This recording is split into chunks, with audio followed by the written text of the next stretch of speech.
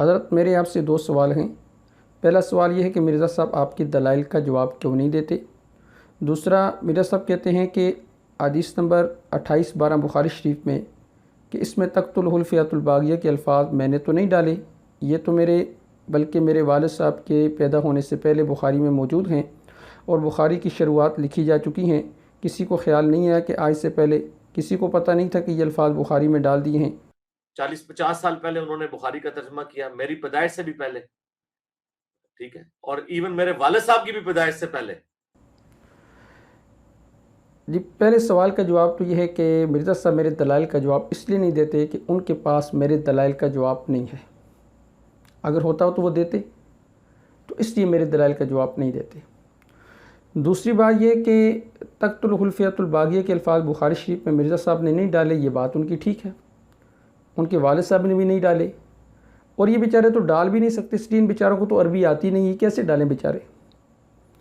باقی رہ گئی یہ بات کہ آج سے پہلے اس کی شروعات لکھی گئی ہیں، تو کسی شرح والے کو کیوں پتہ نہیں چلا کہ اس کے اندر یہ الفاظ ڈال دیے گئے ہیں؟ ورنہ آج سے پہلے کسی کو نہیں پتا تھا کہ یہ کسی نے ڈال دی ہوئی ہے۔ آج تک تو اہل حدیث بخاری کو 100% صحیح مانتے ہیں، جو بندی بھی، بریلوی بھی، اہل حدیث بھی۔ کسی کو خیال نہیں آیا کہ یہ 2812 جو حدیث جو ہے یہ فیبریکیٹڈ ہے، نعوذ باللہ۔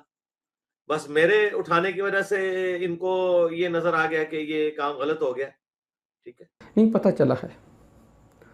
اب دیکھیں نا، حافظ ابن حجر عسقلانی رحمہ اللہ تعالیٰ کی شرح جو فتح الباری ہے بخاری شریف کی، جس کو خود مرزا صاحب کہتے ہیں کہ یہ دنیا کی بیسٹ ترین شرح ہے بخاری شریف کی، اب اس میں باقاعدہ ابن حجر عسقلانی رحمہ اللہ تعالیٰ نے اس حدیث کے متعلق پوری تحقیق نقل کی ہے۔ امام بخاری رحمہ اللہ تعالیٰ نے اس حدیث کو 2 مقام پر نقل کیا، 2812 پر بھی نقل کیا ہے اور اس سے پہلے بھی نقل کیا ہے۔ تو جہاں اس سے پہلے نقل کیا ہے تو وہاں پر ابن حجر عسقلانی رحمہ اللہ تعالیٰ نے پوری تفصیل اس کی نقل کی ہے۔ میں نے اس لیے ایک دعویٰ کیا ہوا ہے کہ وہ مجھے حدیث دکھائیں کہ جس حدیث پر محدثین کی تحقیق پوری نہیں ہے۔ کوئی حدیث ایسی نہیں ہے کہ جس پر محدثین نے تحقیق پوری نہ کی ہو، ہر حدیث پر ان کی تحقیق مکمل ہے۔ تو ابن حجر عسقلانی رحمہ اللہ تعالیٰ نے اس حدیث کے تحت مکمل تفصیل نقل کی ہے اور بتلایا انہوں نے کہ امام بخاری رحمہ اللہ تعالیٰ نے ان الفاظ کو حذف کر دیا تھا۔ پھر صرف بتلایا نہیں ہے بلکہ امام بخاری اور امام مسلم رحمہ اللہ تعالیٰ کے قریبی زمانہ میں امام حمیدی رحمہ اللہ تعالیٰ نے جو الجمع بین الصحیحین لکھی، اس میں یہ جو زیادتی ہے نا تقتلہ الفئۃ الباغیہ، یہ نقل نہیں کی، بلکہ حافظ ابو نعیم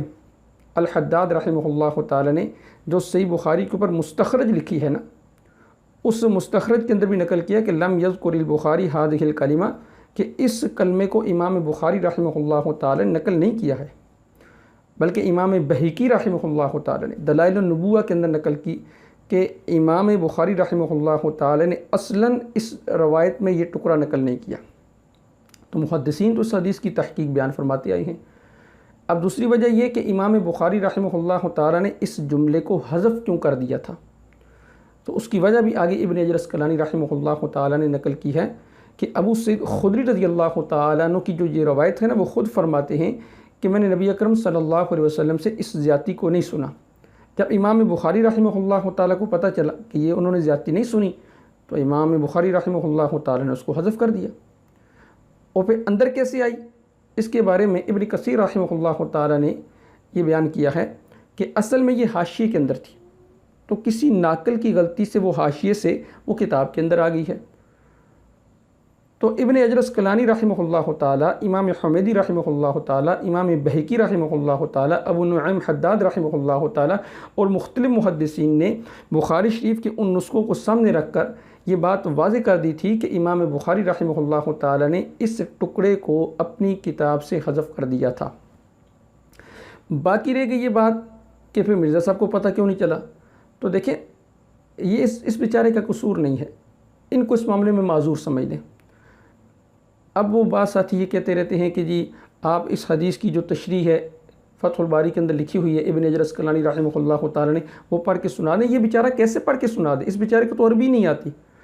تو اس بیچارے سے یہ مطالبہ کرنا کہ جی وہ آپ پڑھ کے سنا دیں، اس کی تشریح پڑھ کے سنا دیں، بس اس کا ترجمہ کر کے سنا دیں، یہ بیچارہ کیسے پڑھ کے سنا دے، اس بیچارے کو تو پتہ ہی نہیں ہے۔ کہ عربی میں کیا لکھا ہے، اس کی اردو کیا ہے. آپ اس کی ویب سائٹ پہ جائیں تو وہاں فتح الباری کی تلخیص جو اردو ترجمہ ہے نا فیض الباری، وہ پڑی ہوئی ہے، اور فیض الباری میں تو یہ باتیں نہیں ہیں. تو لہٰذا یہ دعویٰ کرنا کہ محدثین کو آج سے پہلے پتہ نہیں چلا، میں نے تو نہیں ڈالی، شروعات لکھی گئی ہیں ان کو پتہ نہیں چلا، نہیں، پتہ چلا ہے سب کو، سب نے اس کی وضاحت بھی کی ہے، سب نے اس کو لکھا بھی ہے، اس کی نشاندہی بھی کی ہے. مرزا صاحب کو پتہ نہیں چلا، اس کی وجہ یہ کہ مرزا صاحب کو عربی آتی نہیں ہے بیچاروں کو، یہ اردو میں جو لکھا ہوا ہے تو اسے پڑھ کے سنا دیتے ہیں. اور فیض الباری میں یہ بات نقل نہیں ہے، اصل تو فتح الباری کے اندر نقل ہے، اور فتح الباری عربی کے اندر ہے، اور یہ بیچارے عربی جانتے نہیں ہیں، تو ان کا تو قصور نہیں ہے.